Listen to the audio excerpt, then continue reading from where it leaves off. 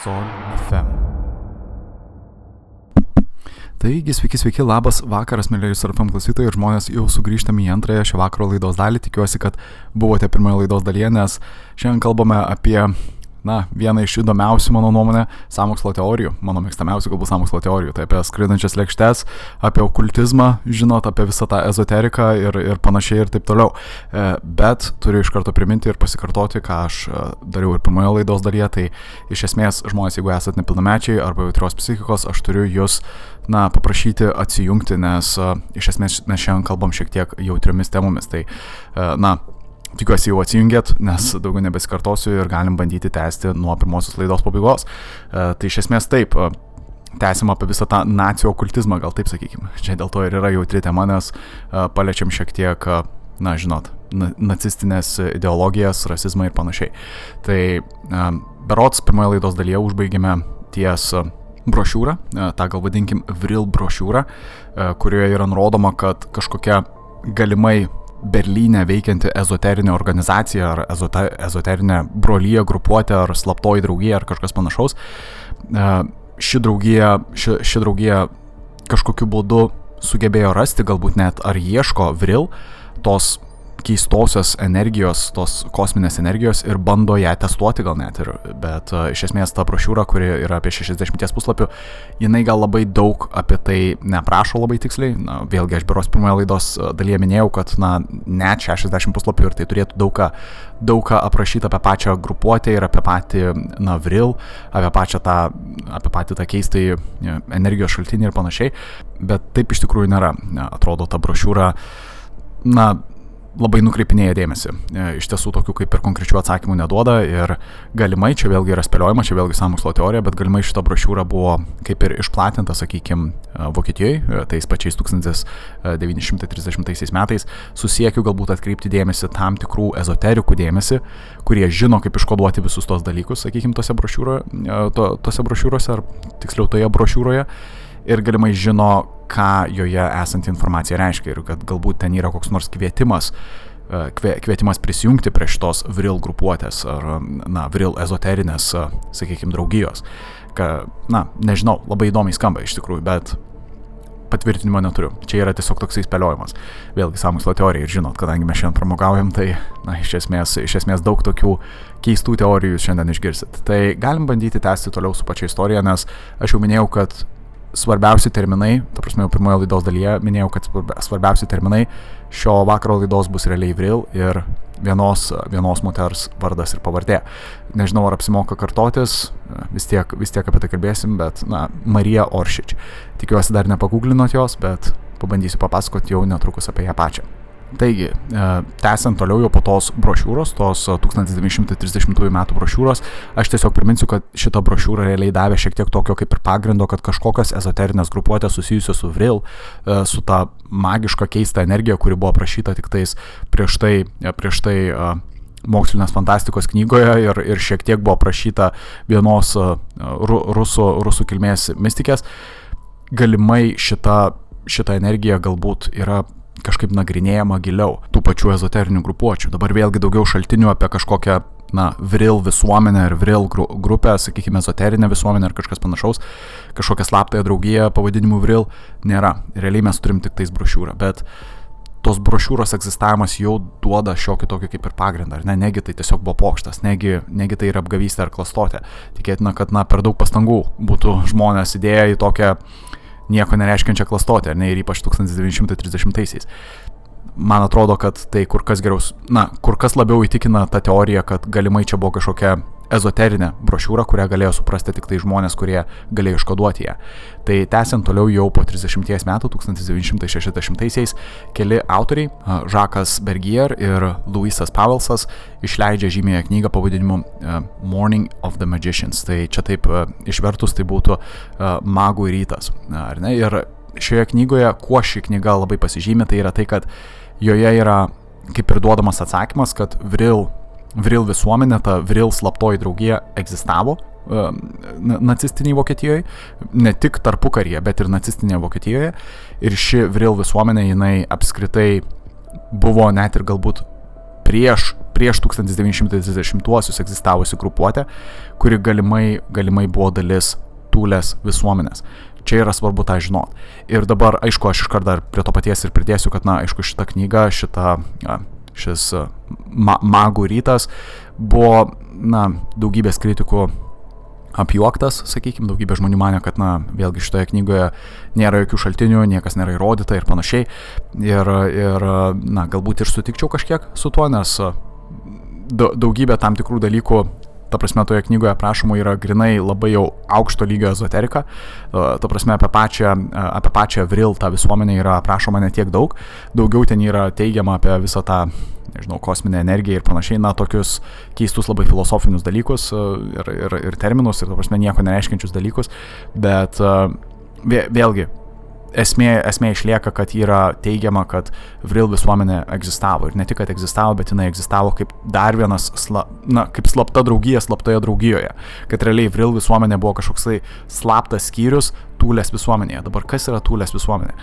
Tai yra tikroji slaptoji draugija, žmonės. Tai yra okultizmas. Ta prasme, tai yra bendruomenė, kuri realiai egzistavo tarpukario metu, bent jau oficialiai taip teigiant, bet kai kurie sąmokslo teoretikai, sakykime, mano, kad Tulės visuomenė ji išgyveno ir nacistinę Vokietiją, kad ji pati Tulės visuomenė, taip pagal istoriją, prasidėjo iškart po Pirmojo pasaulinio karo, ta prasme įsikūrė nuo 1918 metų ir kaip ir pati šita Tulės visuomenė, jinai iširo 1925 metais, bet pagal sąmokslo teoriją jinai išliko ir po Antrojo pasaulinio karo galimai, ir kas žino, galbūt jinai egzistuoja ir iki šiol, tiesiog užsislaptinus dar labiau, galbūt turi kažkokį kitą pavadinimą, ar ne, ir niekas to nežino, nes vėlgi, kai kurios grupuotės kartais naudoja kitokius pavadinimus, kai kurios tos slaptusios draugijos, jos gali pasivadinti visai kitų pavadinimų, arba net ir atrodyti kaip kita brolyja, bet, sakykime, jūs įeinat į tą kambarį galų gale, ar ne, ir pamatot, kad vis dėlto, tai yra kažkokia kitokios brolyjos ložė vis dėlto,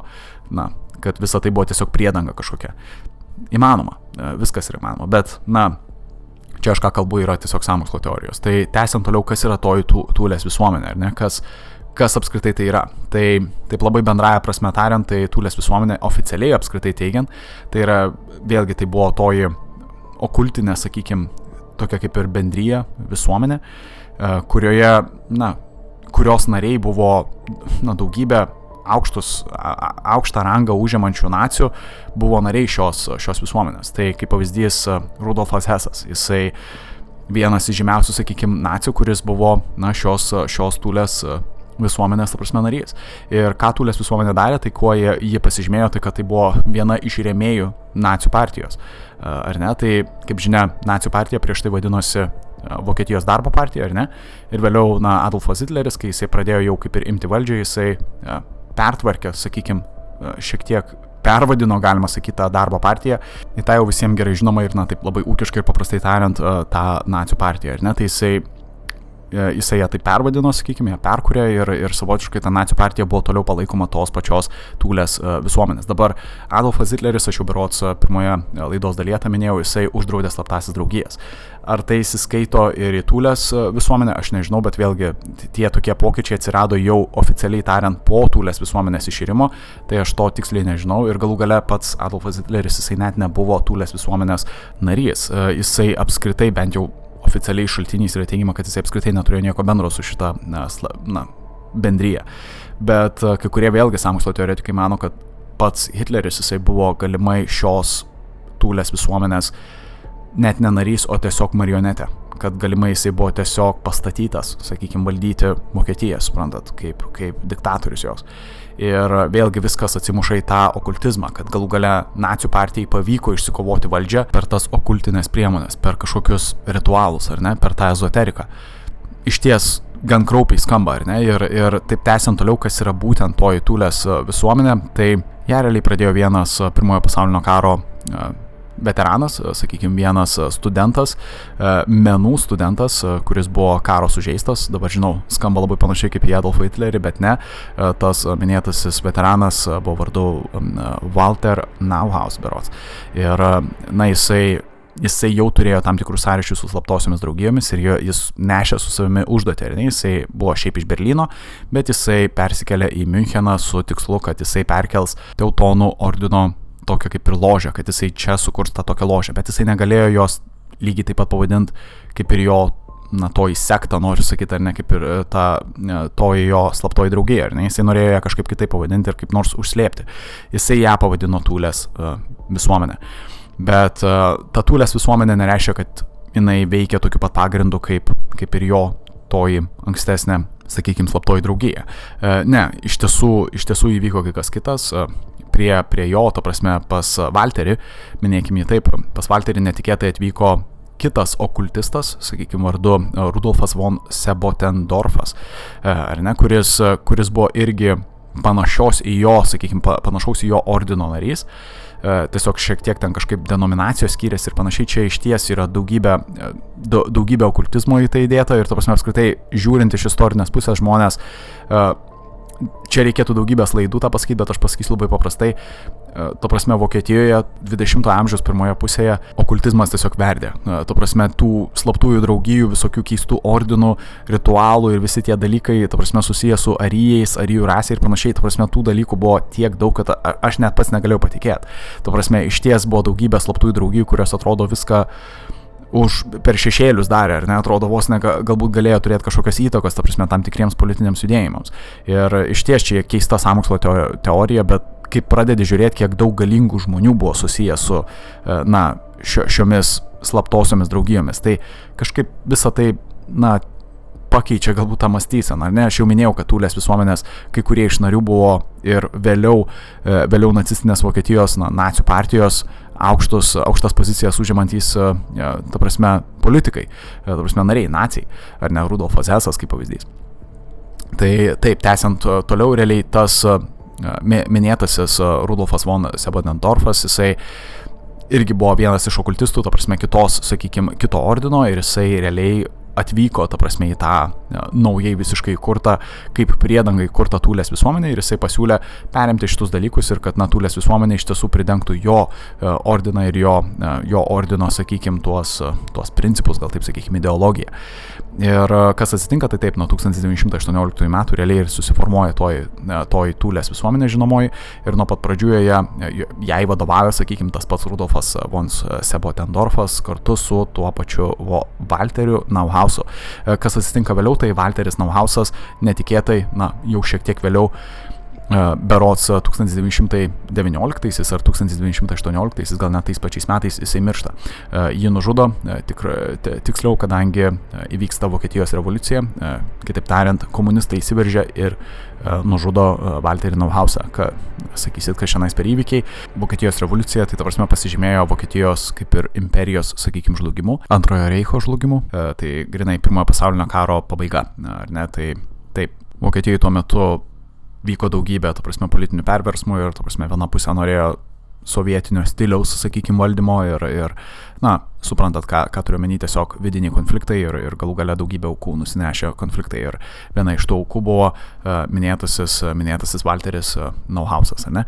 Tai dabar Tulės visuomenė realiai pasiliko valdyti tik tais vienas pats Rudolfas von Sebotendorfas. Tai dabar klausimas, kas yra ta Tulės visuomenė, ta prasme, kaip viskas tenais veikia, ar ne, kokia yra ideologija apskritai Tulės visuomenės. Ir užtenka pamatyti logotipą šios visuomenės Tulės ir jūs iškart suprasit, kad kažkas yra keistai susijusios su naciais, ar ne, kad iš ties matosi, kad naciai galbūt buvo remiami panašių ideologų, ar ne, ta prasme, kad Tulės, jau aš minėjau, kad Tulės visuomenė rėmė, ta prasme, nacius ir čia nėra paslaptis, čia yra tiesa, bet pamačius jų tą simboliką naudojimą, irgi tos pačios svastikos ir panašiai, iš karto tas toks atsirakina, kad, atrodo, naciai atėjo į valdžią per okultizmą, per kažkokią keistą ezoteriką. Labai viskas keistai pasisuka, ar ne, tokiu keistu keista linkme. Bet iš esmės, tęsiant toliau, tai būtent šita visuomenė jinai veikia per tokią ideologiją pavadinimu ariosofija, kitaip išvertus tai arijų išmintis. Tai taip vadinosi. Tai kas tai yra? Tiesą pasakius, aš nežinau, žmonės, čia yra vėlgi ezoterika, kas yra arijų išmintis, tai jau matot, skamba gan žinot, rasistiškai, kažkas panašaus, ką nacijai galbūt tikriausiai būtų darę ir kalbėję, sakykime, antrojo pasaulinio karo metu, ir tai ganėtinai atrodo susiję, ar ne, kad Tūlės visuomenė galimai ir buvo ta prasme nacija, jie valdė galbūt Vokietiją. Ta prasme, kad Vokietija nevaldė tiesiog nacijų partiją, bet Vokietija valdė nacijų partiją, kurią valdė ta pati Tūlės visuomenė, ar ne? Ir vėlgi, aš kaip ir minėjau, pasižiūrėkite tiesiog į logotipą ir pamatysit, kiek daug yra panašumų. Jau vien tik iš pačios estetikos, to sakykime oficialiai taip kalbant, ar ne jau vien tik iš tų naudojamų simbolių, visos tos svastikos ir panašiai. Tai jau minėjau Arijos Sofiją, ar ne, ir iš esmės, kas tai yra per sistemą, tai ją sukūrė dar prieš pirmąjį pasaulinį karą realiai, net nesakyčiau, kad sukūrė, bet realiai vystė labiau tokią kaip ir ideologiją, sistemą, apskritai, kas tai yra, ir čia ezoteriniai įvairūs idealai, sakykim, ir vienas iš vystytojų šitų idėjų buvo Guido Karlas Antonas Listas. Dabar čia yra labai svarbi pavardė, nes aš ją jau minėjau pirmoje laidos dalyje, nežinau, ar įsiminėt ją ar ne, bet šis žmogus, ta prasme, jisai nėra tiesiog paprastas ezoterikas, jisai, yra austrų ezoterikas, kuris padėjo sukurti ir tam tikrą simboliką nacistiniai Vokietijai, ar ne jau vėliau. Jisai ne tik sukūrė, jis ne tik padėjo išvystyti pačias ezoterinės idėjas, kurios vėliau tapo Tūlės visuomenė, bet jis ir kartu sukūrė tuos pačius simbolius, kurie buvo vėliau naudojami, Heinricho Himmlerio, ta prasme, pilyje, ar ne? Ta prasme, toj pačioj juodoji saulė ir panašiai. Čia neįtikėtinas, ta prasme, čia net nesutapimas. Iš esmės gaunasi tie aukšto rango, sakykime, ezoterikai. Tas pats Guido Karlas Antonas Listas, jie savotiškai valdė daugą. Ta prasme, nenoriu sakyti valdė visą šalį, bet jų ideologijos sukurtos valdė žmonės, kurie vėliau ir valdė, pačią valstybę. Šiek tiek baisu darosi, kai vis giliau ir giliau eini į šitą sakykime, urvą, ar ne, bet tuoj pereisim prie tos žymiosios moters ir vardo pavardės, aš jos nekartosiu, bet jau vėlgi tuoj neužilgo mes prieisim. Tai dabar vėlgi Tūlės visuomenė, kuo dar pasižymėjo, tai irgi savais ritualais, ar ne, kaip pavyzdys, tie, kas norėdavo tapti nariais, ta prasme, Tūlės visuomenės, jie turėdavo realiai, kaip čia pasakius, duoti tokią kaip ir kraujo priesaiką ar kažką panašaus, ir toj kraujo priesaika pasižymėdavo to, kad, žmogus turėdavo prisiekti, kad jisai neturi jokio žydiško kraujo, sakykim, ir neturi jokių giminaičių, kurie gali būti galbūt kitokios rasės ar maišytos rasės, taip sakykime, ne? Tai čia matot, kokios ideologijos buvo pati visuomenė. Tai taip, išties baugu. Ir, tęsiant toliau, ta prasme, pati Tūlės visuomenė turėjo savo tokią kaip ir mitologiją. Jie išties ją įdomiai aprašė. Net nesakyčiau aprašė, bet apskritai apsakė, jie rėmėsi to paties minėtojo austrų ezoteriko Guido Karlo Antono Listo, sakykime, mintimis ir ezoteriniais rašiniais, sakykime, ezoteriniais tekstais. Tai esmė tų mitų, apie ką aš kalbu, tai kas yra Tūlė visų pirma. Tai Tūlė yra šiaurinė kažkokia sala, bent jau graikų mitas nupasakoja, čia tokia kaip ir graikų legenda vos negaunasi, kad Tūlė tai yra kažkokia sala, pati šiauriausia sala. Dabar vėlgi šiais laikais mes turime įvairių teorijų, kas ta sala galėjo būti. Galbūt tai nebuvo tiesiog mitologinė sala, bet galbūt jinai iš tiesų egzistavo, ar ne? Ir taip, galbūt tai galėjo būti Grenlandija, Islandija, kažkas. Tai variantų yra daug iš esmės, bet taip yra teorizuojama, kad galbūt Tūlė, toji legendinė sala, apie kurią kalba graikai, senovės graikai kalbėjo tiksliau, galbūt jinai iš tiesų egzistavo. Bet naciai, ir ne tik naciai, bet apskritai Tūlės visuomenė, sakykime, nariai, manė, kad ši sala ne tik kad egzistavo, čia net nėra sala, bet Tūlė yra sostinė vienos tokios valstybės, kuri vadinasi Hiperboreja. Ar ne? Ir dabar, kas yra Hiperboreja, tai tą aprašė, kaip pavyzdys, Herodotas. Tai tikriausiai žinosi, tai yra graikų žymusis geografas ir istorikas. Jisai aprašė Hiperboreją kaip kažkokią mitinę valstybę, kuri egzistavo šiauriausiame viso pasaulio, sakykime, taške, taip įsivaizduokim. Ir būtent šioje valstybėje ir lygiai taip pat jos sostinėje Tūlėje gyveno hiperborejiečiai, sakykime, žmonės, kurie buvo galimai atvykę iš Atlantidos. Įsivaizduojat? Tai taip, iš tos pačios Atlantidos, apie kurią pasakoja Platonas. Tai kitaip tariant, Atlantidai paskendus, taip sakė, kaip čia pasakęs, po visų tų kataklizmų gamtos ir panašiai, kai kurie žmonės išsigelbėjo. Ir tie žmonės, jie vėliau persikėlė į šiaurę ir sugebėjo sukurti, Hiperboreją ir atitinkamai ir Tulę. Ir čia yra toji mitologija. Bet ar jinai gali turėti kažkiek pagrindo? Žmonės, aš priminsiu vieną įdomų dalyką. Kodėl tai atrodo kažkiek surišta su realybė. Egiptiečiai apskritai dar, savo rašmenyse dažnai primena labai keistą istoriją, keistą įvykį, kad 13 amžiuje prieš mūsų erą Egipto žmonės užpuolė žmonės iš vandenų, vadinamieji. Tai nebuvo vandens žmonės, bet žmonės iš vandenų. Jie atplaukė iš vandenų ir niekas nežino, kas čia buvo per civilizacija, kas tai buvo per gentys, apskritai, bet kažkokie žmonės, kurie buvo iš vandenų, bent jau taip yra sakoma. Tai tikras atrodo įvykis, jisai buvo ganėtinai gerai aprašytas, sakykime, egiptiečių, kad tai išties buvo kažkokie puolimai vykdomi tokių žmonių ir plėšimai ir panašiai. Niekas nežino, iš kur tie žmonės atvyko ir niekas nežino, kur tie žmonės išvyko. Ir žmonės, o kas jeigu mes dabar taip pasitelksim savo sąmokslo teorijas dabar visas, ar ne, ir viską sudėsim, taip išties užsidėsim tas savo folijos kepures ir taip pabandysim padaryti tokias kaip ir preliminarias, sakykime, išvadas. Atrodo viskas taip vos ne pusiau logiškai, galima sakyti, susidėlioja, ar ne, kad įsivaizduokim Atlantidą, kurią aprašė Platonas, ar ne, ir vėliau Atlantida, kaip ir mes žinom, prasmego giliai po vandeniu, ar ne, ir nepaisant to, kai kurie Atlantidos, sakykime, piliečiai, tos mitinės Atlantidos piliečiai, jie ne tik kad ir išgyveno, bet jie sugebėjo sukurti naują valstybę pavadinimu Hiperboreja. Bet kaip jiem tai pavyko padaryti, jie apiplėšė Egiptą. Jie plėšinėjo Egiptą, jie niekam nieko nesakė, kas jie tokie yra. Ir egiptiečiai tiesiog matė šitus plėšimus, bandė atsiginti nuo jų, bet jiem nepavyko sėkmingai to padaryti. Ir galbūt jie po tų visų plėšimų, jie sugebėjo sukurti savo valstybę Hiperboreją, kuri radosi šiauriausioje pasaulio dalyje. Ir apie tai tik tais rašė vėliau graikai, ta prasme senovės graikai, kurie įsivaizdavo, kad tai yra mitas, ar ne, tiesiog legenda. O tuo tarpu ta Tulės sala vis dėlto nėra Tulės sala, o yra iš tiesų tos pačios Hiperborėjos sostinė. Iš ties keistai viskas susidėlioja, bet čia yra tokia kaip ir Tulės visuomenės, atrodo, mitologija, galima sakyti, kuri ganėtinai remiasi daug tais, kaip čia pasakau, išsivedžioja save per turimus šaltinius, sakykime, iš žinomų autorių, sakykime, iš žinomų istorikų, iš Herodoto, iš egiptiečių tam tikrų raštų ar ne, ir istorijų. Ir tai gali skambėti gan, tinkamai galbūt kai kuriem, ar ne, kad galbūt kažkiek yra tiesos tame. Bet dar nepasinerkim per daug giliai, ar ne, nenukriskim dar į tą kiškio lizdą visiškai, ar ne. Tai iš esmės aš čia taip paaiškinau, kas yra Tulės visuomenė, ar ne? Aš jau minėjau, kad jinai prasidėjo, taip oficialiai žiūrint, jinai prasidėjo nuo 1918 ir pasibaigė 1925-aisiais.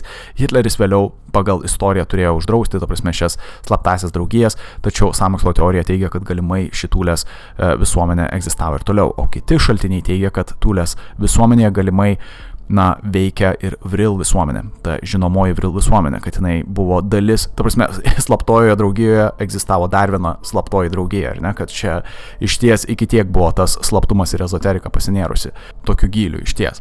Bet dabar šiek tiek galim sugrįžti iškart prie Vril visuomenės ir aš tik priminsiu, kad prisimenat tą brošiūrą, 1930 metų brošiūrą, apie kurią aš kalbėjau, ten 60 puslapių ir kurioje rašoma apie Vril kažkokią grupuotę ezoterinę ar okultinę, sakykime, bendruomenę ar kažkas panašaus, ar ne, kurie galimai nagrinėja Vril energiją ir šaltinį jos ir panašiai ir eksperimentuoja su Vril. Tikriausiai prisimena. Tai aš tik priminsiu, o tiksliau galbūt tik dabar pasakysiu tai, kad toje brošiūroje buvo ir paminėta, kad, šita slaptoji draugija buvo įkurta 1925 metais. Ir žmonės, čia tas susietumas gaunasi, ar ne? Kad Tulės visuomenė, jeigu mes žiūrėsim iš oficialios pusės, Tulės visuomenė baigėsi, kaip ir išnyko, galima sakyti, ar ne, iširo šita visuomenė 1925 metais. Gal po šios visuomenės darbus, galima sakyti, toliau tęsia Vril visuomenė nuo 1925 metų, nes bent jau toje brošiūroje yra kalbama, kad jinai buvo įkurta tada. Ir atrodo taip šiek tiek ir laikas susisieja, ar ne? Nors, aišku, čia šiek tiek tada gaunasi, kad kai kurie šaltiniai turėjo klysti, nes kai kurie šaltiniai teigia, kad Vril visuomenė visada egzistavo Tulės visuomenėje. Tai tada šiek tiek datos netaip susiriša, ar ne, nes Tulės visuomenė anksčiau nei 1925 metai egzistavo, bet galimai gal formaliai ta Vril visuomenė pradėjo veikti jau grinai po Tulės visuomenės iširimo. Šito aš nežinau ir negaliu patvirtinti, bet tai atrodo ta brošiūra išties patvirtina tam tikrus mūsų oficialių, sakykime, šaltinių teigiamus dalykus. Pagal oficialių šaltinių žinome, kada iširo Tulės visuomenė ir dabar pagal oficialių šaltinių, sakykime, pagal tą brošiūrą žinome, jeigu toje brošiūroje aišku nėra meluojama, mes žinome, kada Vril visuomenė irgi pradėjo veikti. Dabar užbaigiant šiek tiek apie pačią Tulės visuomenę, tai aišku, aš jau paaiškinau jų mitologiją, sakykime, ir panašiai, bet ką jie veikia, ar ne, kokie buvo jų pačios visuomenės šitos pagrindiniai, sakykime, tikslai. Tai realiai taip yra tariama, kad šita visuomenė nagrinėjo arijų rasės, sakykime, šaknis. Ar ne? Ir čia taip labai keistai skamba, bet taip, realiai taip žiūrint. Bet kartu prie to paties yra teigiama, kad Tulės visuomenėje, jeigu išties veikia Vril visuomenė, jos viduje, kartu kai kurie jos nariai, įskaitant ir patį įkūrėją Tulės visuomenės, tą minėtąjį Rudolfą von Sebotendorfą, atleiskit, kai kurie iš tų narių būtent nagrinėjo ir patį Vril. Jie ieškojo Vril ir jie norėjo panaudoti Vril kaip, tą energiją. Jie norėjo rasti tą ezoterinę tiesą. Jie norėjo įsitikinti, kad vis dėlto, ar vis dėlto tai, kas yra aprašoma tose knygose, tų buvusių autorių, kuriuos aš minėjau pirmoje laidos dalyje, ar vis dėlto tas dalykas egzistuoja ir jeigu egzistuoja, tai kas tai konkrečiai yra. Kaip pavyzdys, pirmoje laidos dalyje aš jau minėjau tą rusų kilmės mistikę Helena Petrovna Blavatsky ir jinai, bent jau jinai savo raštuose teigia, kad Vril, jinai kitaip vadino Vril, kad tai yra energija, kuri buvo naudojama, vos ne kaip elektra, sakykime, Atlantidai. Atlantidos generatorius vos nesavotiškai, kad Vril realiai suteikia energiją visai Atlantidai. Čia labai keistai irgi skamba ir, futuristiškai taip pat labai. Nežinau, ar tai įtikinamai skamba jum, bet, taip, čia nežinau, ar galima pasikliauti mistikės žodžiu. Bet tęsiant toliau ir užbaigiant jau pabaigiant pačią temą apie Tulės visuomenę, reikia tęsti jau su tolimesniais šaltiniais ir tolimesnių, sakykime, judėjimo apie patį Vril. Ar ne? Ir dabar jau mes nusikelsime visišką fantazijų pasaulio žmonės, nes čia kas toliau įvyksta, tai realiai jau 20-ojo amžiaus, sakykime, antroje pusėje, jau prieš galą 20-ojo amžiaus, realiai keli austrų kilmės autoriai nusprendė parašyti dar keistesnį dalyką apie Vril, ar ne, tai šie austrų autoriai minėti, jie aprašo savo versiją vos neįvykių ir vėlgi aš tiesiog iškart priminsiu, kad kritikai teigia, kad tai, ką jie parašė, yra visiška nesąmonė. Nežinau, kaip jūs tą vertinsit, aš irgi ganėtinai kritiškai vertinu tai, kas yra aprašoma, bet ką jie aprašo, tai kad, jie bando paaiškinti, iš kur Vril visuomenė atsirado, ar ne? Jie bando papildyti tuos buvusius autorius, nes aš minėjau, kad buvę šaltiniai teigia, kad Tulės visuomeniai veikia dar viena slaptoji draugija, ta Vril visuomenė, bet kada jinai atsirado ir kaip jinai ir kodėl atsirado, tiksliai yra nepaaiškinama, tačiau šie austrų, sakykime, okultistai, austrų autoriai, ezoterikai savotiškai ar nežinantys tą tiesą, staiga pareiškė savo tokią kaip ir versiją vėliau jau prieš 20-ojo amžiaus pabaigą, kad iš esmės Vril visuomenė jinai atsirado po to, kai egzistuojant Tulės visuomenėje, ar ne, tuo laikotarpiu oficialiuoju, sakykime, nuo 1918 iki 1925 metų, tai tame tarpe vienu momentu Tulės visuomenė pradėjo remti ne tik nacių partiją, bet pradėjo remti ir kitą pusę, pradėjo remti komunistų partiją. Šitas dalykas nepatiko Tulės visuomenės vienai nariai, vardu Marija Oršič, ir jinai iškilo kaip viena iš didžiausių lyderių, sakykime, Tulės visuomenės ir kartu kaip ir viena iš žinomiausių, sakykime, asmenybių toj, sakykime, nacių mitologijoje. Dabar apie ją niekas nebuvo žinoma iki to laiko. Staiga šitas vardas ir pavardė pasklido ir visa ta legenda apie Mariją Oršič irgi pasklido. Jeigu aš ūkiškai tariant, ar bet kuris iš jūsų paguglintumėt jos vardą ir pavardę, jūs rastumėt jos ir gimimo datą. Bet žmonės šitas asmuo neegzistuoja. Tikėtina, kad niekada neegzistavo. Tai yra tiesiog fantazija, kurią sukūrė šie du austrų autoriai. Bet yra keista, kad, Google, sakykime, vis tiek išmeta jos jos gimimo datą, jos tą netikrą istoriją, jos nuotrauką, kuri yra visiška klastotė, visą tai Google pateikia, lyg tai yra tiesa. Ir tas yra keista, bet gal kažkiek yra tiesos vis dėlto toje istorijoje. Žmonės, nepamirškit, kad mes kalbam apie sąmokslo teorijas, ar ne? Tai aš turėčiau pratęsti tą pačią istoriją. Tai Marija Oršič, aš jau minėjau, jinai kovoja tada tūlės visuomenės viduje ir prieštarauja tiems sprendimams remti, sakykime, komunistus ir galų gale, sukuria savo Vril visuomenę, ar ne, kurią jinai vadovauja. Tai taip, realiai taip atsirado toji slaptoji grupuotė, bet čia dabar sakysit labai, labai atrodo paprasta istorija, ar ne, ir kodėl jinai tokia, aš jau minėjau, kuo jinai bus tokia nukritusi, ar ne, kuo jinai bus tokia išprotėjusi. Ir čia tom ne viskas baigėsi. Kas vis dėlto buvo toji Marija Oršič, kaip jinai yra apibūdinama, kas jinai tokia buvo. Ir čia yra žiauriai keista, žmonės. Jinai yra apibūdinama kaip pirmąją skraidančią lėkštę sukūrusi inžinierė. Jinai yra mediumė, jinai yra kroatų kilmės, vėlgi mediumė, nes jos ir pavardė yra Oršič. Ir jinai, aš kaip ir minėjau, jinai buvo mediumė, kuri sugebėjo susisiekti su tolimomis, žmonės, negaliu patikėti, ką aš skaitau, aš pats dabar net ir tą užsirašau ir man šiek tiek juokinga, bet jinai Vril visuomenėje kaip ir valdė grupę moterų, kurios save vadino Vril mergelėm. Ir jos iš esmės visos, tiek ir tos mergelės, tiek ir ji pati, jos visos kartu buvo tokios kaip ir mediumė, sugebėjo turėti ir demonstruoti kažkokias magiškas galias savotiškai ir kad, jinai kaip ta vyriausioji, sakykime, mediumė minėtoji, jinai sugebėjo susisiekti su kažkokia planeta, ar ne, su vienoje planetoje pavadinimu Sumi R, esančiais, sakykime, gyventojais būtybėm, ar ne, vėlgi toji paslaptingoji planeta yra Aldebarano sistemoje. Tai iš ties, kas yra aprašoma, tai kad, Marija Oršič šitą mediumę, jinai sugeba susisiekti tarp planetiniu būdu, taip telepatiškai, per 68 šviesmečių atstumą. Tai iš ties nesuvokima, ar ne, ir tos būtybės, kurios gyvena toje, sakykime, toje planetoje, jai per mintimis taip išsiuntė planus skraidančių lėkščių, ar ne, ir nurodė, kaip gali jinai panaudoti Vril tą energiją, kuri galų gale bus panaudota tose skraidančiose lėkštėse, kurios vėliau skraidys, ar ne. Tos pačios skraidančios lėkštės, apie kurias aš kalbėjau pirmoje laidos dalyje, kaip V7 ir Haunebu, ar ne, dar kitaip vadinamasis. Tai taip, dar prie to paties, kaip žinia, tarp tų planetų irgi yra tam tikras konfliktas įvykęs.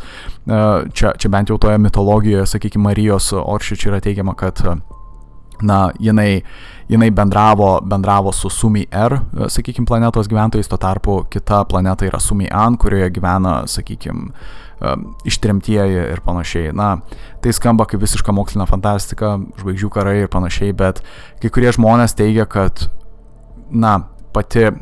pati šita moteris, ta prasme, jinai nebuvo išgalvota. Marija Oršič iš tiesų egzistavo. Yra teigiama, kad, jinai gimė 1895 metais, spalio 31 dieną, Kroatijos sostinėje, Zagrebe. Jos tėvas, kaip pavyzdys, buvo vardu Tomislavas, jisai buvo architektas, jos motina buvo Sabrina vardu, balerina iš Austrijos, iš Vienos. Ir, atrodo, ta istorija jos tokia sudėliota labai tikroviškai, lyg ji iš tiesų egzistavo. Ir, dar prie to paties aš ką pridėsiu, tai kad pati pavardė, Oršič, ta kroatiška pavardė, tai kilminga pavardė. Kroatijos karalystėje išties egzistavo tokia šeima.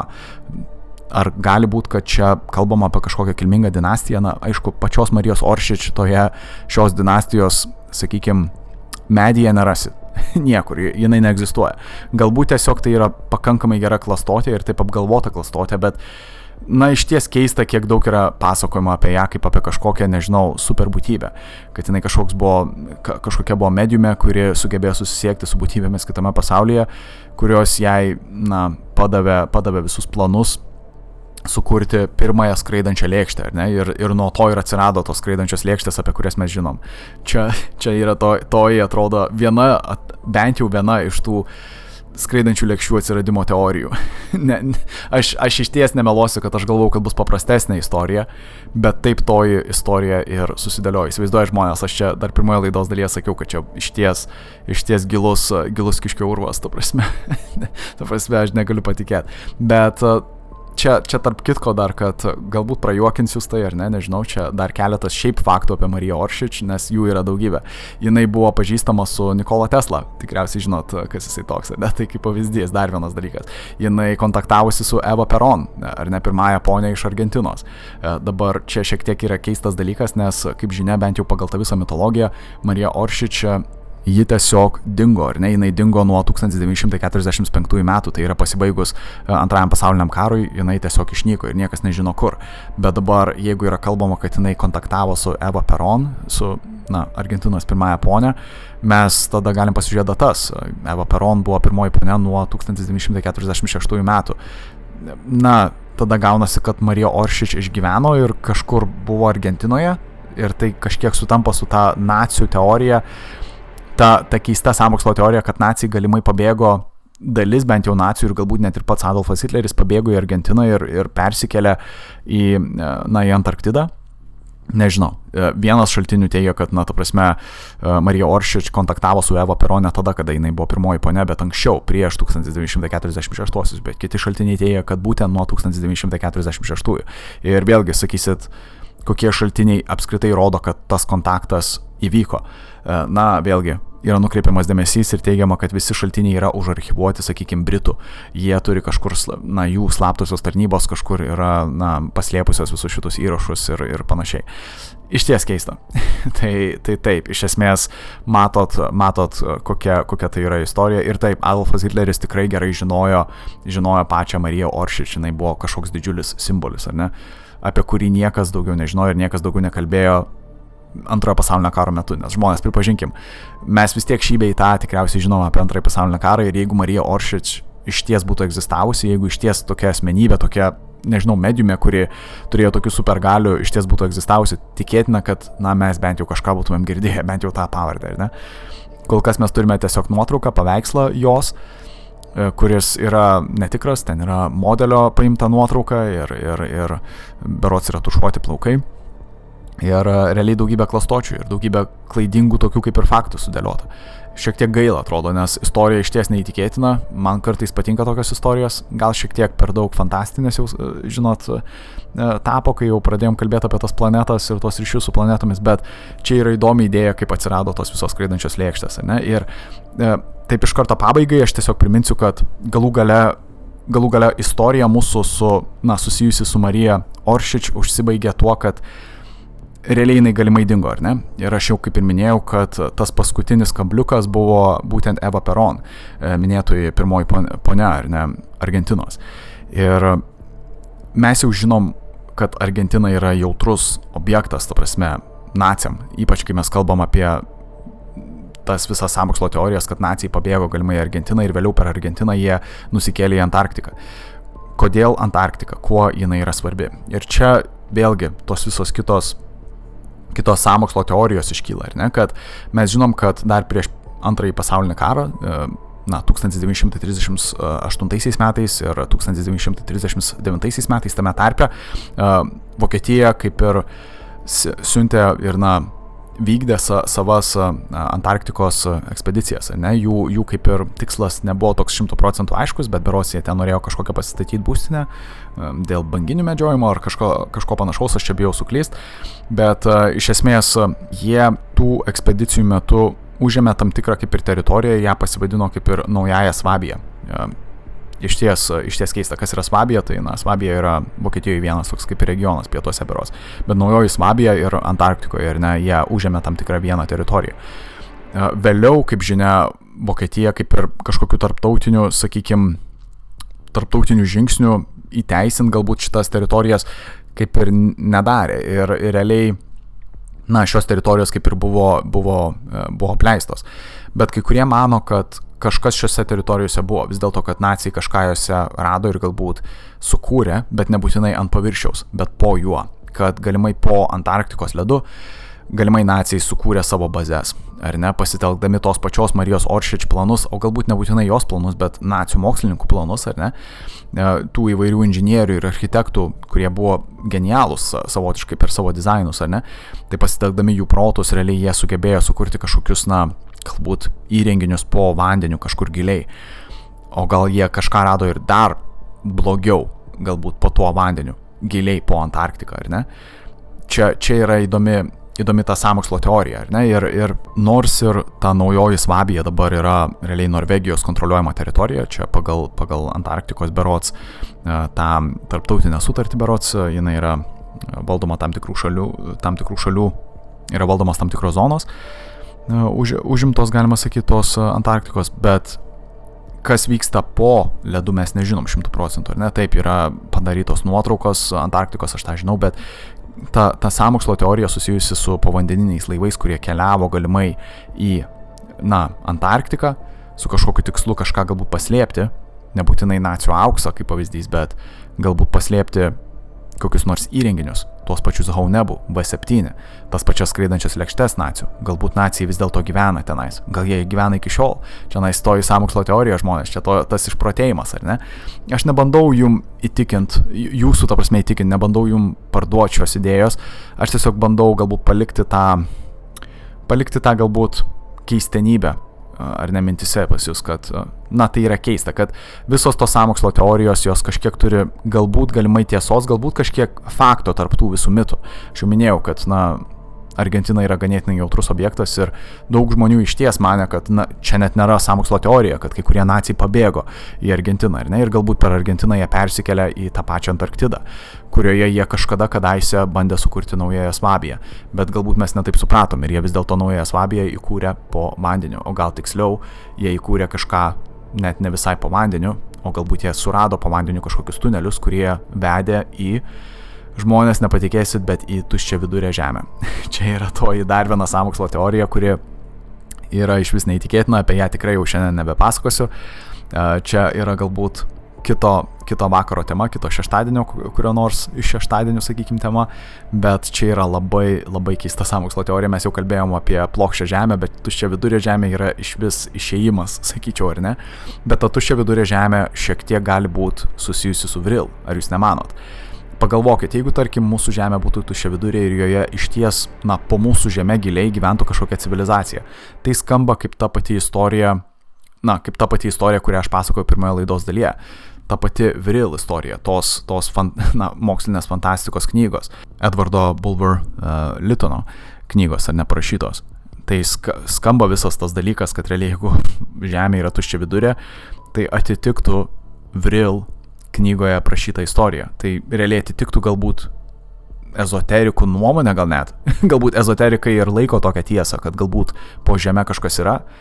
Čia keistas dalykas, bet, aišku, labai neįtikėtinai skambantis dalykas, kad žemė gali būti tuščia vidurė, ar ne? Kaip tai apskritai veikia, kaip tai veiktų apskritai, ar ne? Nei viena planeta netrodo tuščia vidurė, niekur kosmose, ar ne, ta prasme nesimato tokių dalykų, jokių skylių, sakykim. Bet mūsų žemė tuščia vidurė, tai čia apskritai nesuvokiamas dalykas, bet šita istorija man vis tiek patinka, nors ir jinai yra labai keista, bet jinai man vis tiek patinka dėl dar vienos priežasties, kad tai nėra vienintelė istorija, kuri kalba apie tuščia vidurė žemę. Aš prisiminiau dar vieną žodį, aš jau minėjau, kad šioje istorijoje man du žodžiai, tiksliau vienas žodis ir viena moteris buvo svarbus, ar ne, aš jau minėjau Vril ir Marija Oršič, ar ne, man šitie du dalykai buvo svarbus šioje istorijoje, bet dabar staiga taip nagrinėjant visą šitą, sakykime, sąmokslo teoriją, visą šitą kiškio nesibaigiantį tunelį, urvą, staiga man atsirado ir trečioji sąvoka, tas žodis, sakykime, Agartha. Nežinau, ar esat girdėję, bet Agartha. Tiesiog požemėse esanti karalystė. Dar viena legenda. Ir taip, čia apie Agartą tikrai irgi nepasakosiu, kaip ir apie išvirkščią žemę, ne šiam vakarui, bet žmonės čia jums pamastymui. Galit paguglinti ir patys pasinaršyti apie Agartą, apie tuščią vidurę žemę ir jos paieškas. Ir, nežinau, palinkėsiu tada jums sėkmės irgi pasineriant į savus, sakykime, nesibaigiančius kiškių urvus, ar ne? Ir kągi, laikas man su jumis atsisveikinti. Žmonės, labai dėkoju jums už jūsų dėmesį, už skirtą laiką, už viską, kad esat. Ačiū, man iš ties patiko apie visą tai kalbėti. Kaip visada aš jums paprašysiu, jūsų jau praktiškai pamaldausiu, kad žiūrėtumėte į dangų žmonės. Jūs niekad nežinot, gal rasit kokią neso. Praskrendančią kokią nors skraidančią lėkštę, kurią jūs, žinoma, galėtumėt nufotografuoti ir po to išplatinti ir būtinai man atsiųsti. Ir kas žino, galbūt tos skraidančios lėkštės dabar vis dėlto nėra tiesiog ateiviai iš kosmoso, bet galbūt tai yra, naciai žmonės, nežinau, šiek tiek baugu, bet o jeigu? Na tai taip, viskas, palieku jūs. Gero vakaro žmonės, sėkmės, pasilikit toliau su Sol FM ir su gera muzika. Dabar jau lauksiu jūsų kitą savaitgalį. Iki to laiko, iki.